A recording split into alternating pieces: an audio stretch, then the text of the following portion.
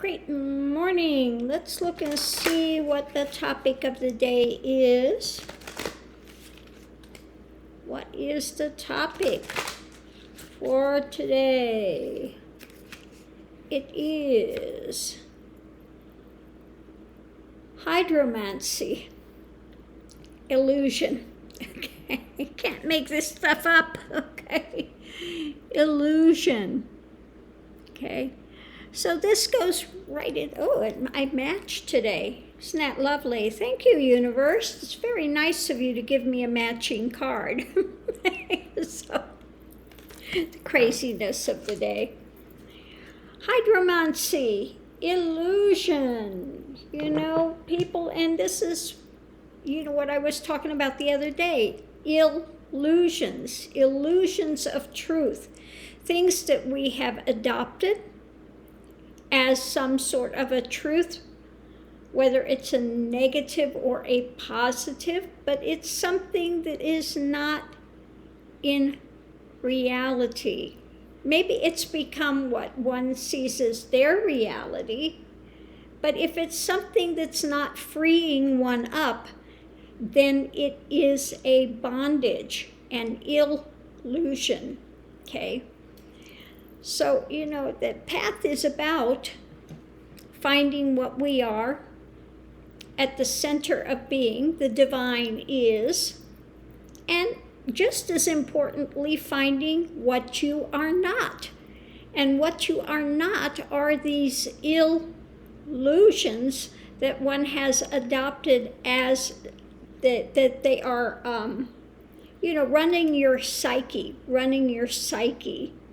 Okay, like I said, if you are raised as a child to believe you're ugly, you're stupid, you're whatever it is that they are telling you, like when I was in high school, there was one girl there, beautiful girl, Cherokee, most beautiful skin, green eyes, stunningly beautiful, great figure. She had it all. But in her mind, she was lacking. She was not pretty. And she was stunning, absolutely gorgeous. But again, in her mind, she was lacking. She was inferior. She was, put down. I think because she was half Native American and half white, if I remember right. But she had this inferiority complex, and I could never understand it because she was the most gorgeous person I had ever seen. Just beautiful, beautiful, beautiful. But if you have that running in the back of your mind that you are inferior or you are, not pretty, or you are, they told you you're stupid, or they're told you whatever it is that one has adopted and is either trying to fight against or just succumb to and say, well, they said I'll never amount to much, so, or if that's what they believe about me, then that's what they're going to get, okay? So one can go into any of these types of mind spins. So the big part of the path is about, again, observation and questioning. When we have these things that come up and they're a knee-jerk reaction, then it's something to be looked at. Something to be looked at. What is causing this knee-jerk reaction? And usually, again, if you go back in time and you look at these things, you find out they were projected onto you by someone else.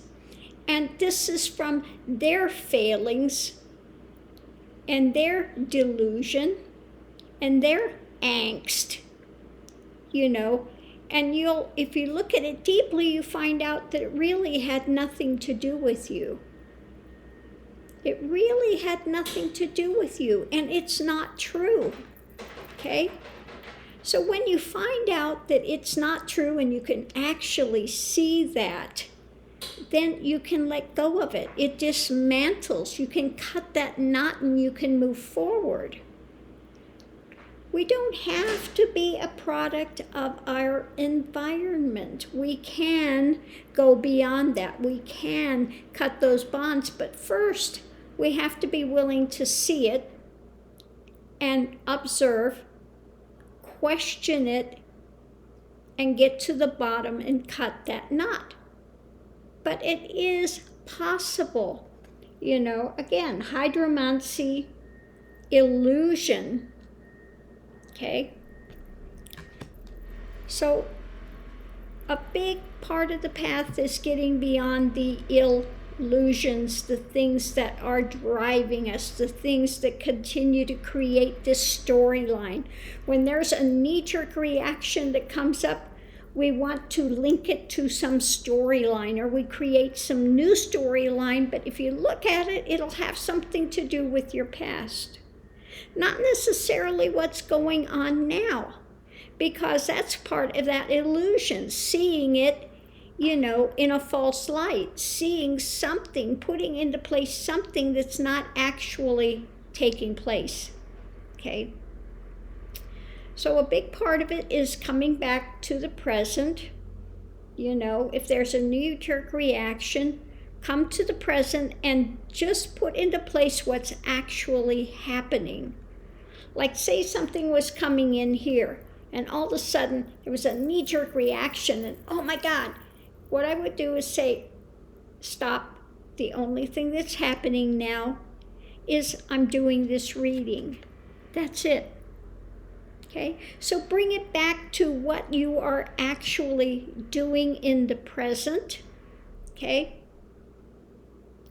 And then when you get a little calmer, a little more settled, this adrenaline rush has passed, because if you have a knee-jerk reaction, what happens, you watch it and you'll see you have a chemical reaction in the body that causes this flush of adrenaline. Now, whether you see it as fight or flight, it'll be one of the two, fight or flight, okay? Fear mode, fight or flight. So again, look at it, see how this, affects your form, physicality, and then see how it affects the emotions, and then see how it affects another wave of mental spin and ideology, okay? So I'm going to leave this here, but this is a big, big, big part of the path, is questioning. I've said this a number of times. If you read Ramana or you read Nisargadatta, you'll hear the same thing.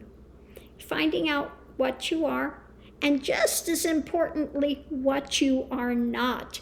The things that drive you, the things that you hold into place that create this feeling of being a persona, an ego. Okay? Ego does not mean egotistical. It means this ideology that you are this physical form that is transient in nature, that is separate from God and separate from the universe. That's ego, okay? So the path is about breaking through that, having opening, expansion, coming into alignment and flow with the universe, okay? And finding that you are powered, your energy, your ability, all that comes from that divine is. And each of us has the same amount of divine is. Okay? The only difference between a guru, one weighty with knowledge, realized being a sage, is that the blinders are taken off. That's it. It doesn't mean we have more of the divine is than somebody else that's in illusion or delusion. It just means that the blinders is off, and like Buddha said, we've awakened, we've come out of the dream, okay? We're awake to the reality that underlies all of the projection of the transient realm and Maya. Okay? And everybody has the possibility to break through.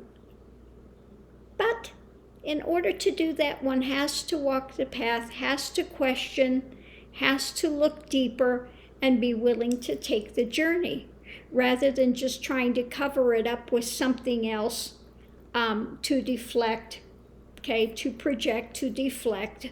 One has to be willing to see and look deeper and question. And then, yes, it is possible to break through these illusions that keep us on this wheel of spinning mind and drama. So thanks for tuning in. Much love and light, and I will see you online.